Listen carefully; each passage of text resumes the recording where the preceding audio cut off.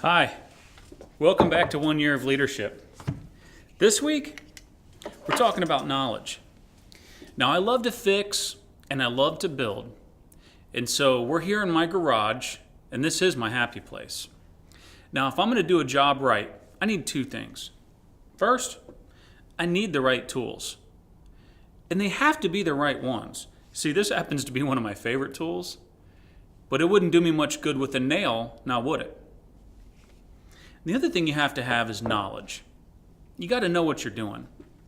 And this is an area that I've seen so many managers struggle with over the years. As a manager, you don't have to have all the answers, but you should know where to find them.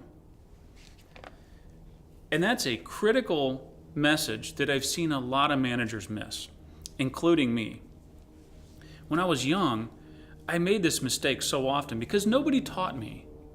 I thought that by being the manager, I had to have the answers. I had to know what to do, and I had to know what to do at all times. I mean, my goodness, these people were looking up to me. They wanted to know what to do. They wanted to know how to win. I was the coach. But that's actually not right. In fact, if I look back over my career, the most successful years that I had, and they were really successful years, I probably had the answer maybe 5-10% of the time, if I'm going to be completely honest. And you might be thinking, well, now wait a minute. That doesn't make any sense. Okay, so I want to take you back to the first lesson we talked about where I defined leadership. I'm going to go back to that. Now remember, management is getting things done through others.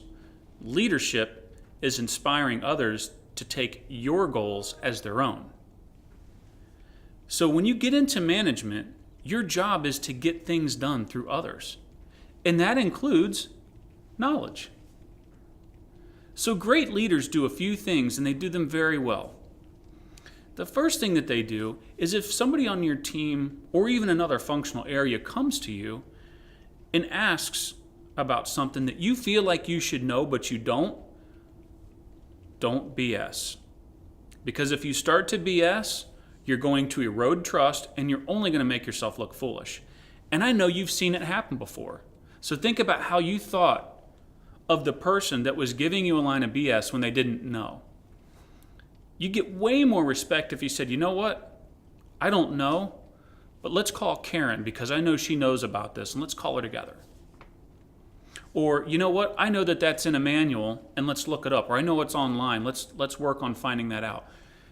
Don't try to act like you know the answer and then give the wrong answer, or just BS your way into losing trust with somebody on your team.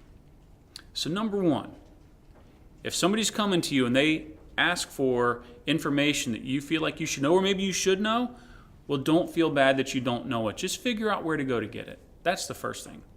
The second thing leaders do, great leaders do, is they look to their team. I wrote a book called Adapted Leadership, and if you haven't read it, you should buy it and read it. I wrote a chapter in that book called The Dumbest Guy in the Room. And I talked about times where I literally felt like the stupidest guy on my team. And I'm the boss. But you have to remember, you hired those people for a reason. And if you hired well, if you hired really, really talented people, well, you know what? You might be the dumbest guy in the room. And that's okay, because you're getting things done through others. But you know what? You're probably not the dumbest guy in the room. Or girl, for that matter. But we look to the people. We hired them for a reason. Look to them for the answers. They're going to give you, and I'll tell you, I've had times when I felt like I had a brilliant solution to something. But I went and asked somebody on my team anyways because I wanted to make sure I had some input.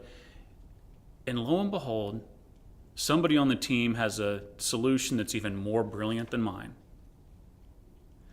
So it's important to lean on your team as much as possible because they're smart and they carry a ton of knowledge. And just do the math. If you have 10 people working for you, well, 10 brains are better than one. So numbers are on your side too.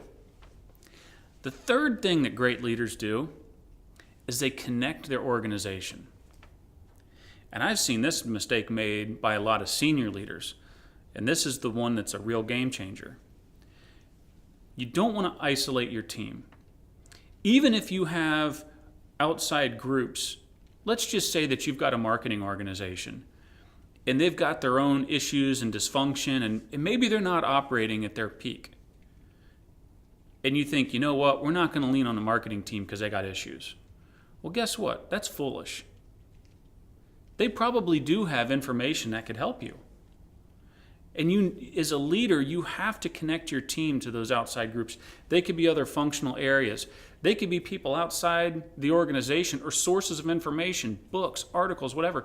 But a great leader expands the knowledge outside of that group, because as smart as your team is, imagine all the knowledge that's out there that you don't have inside the brains of the people that work for you.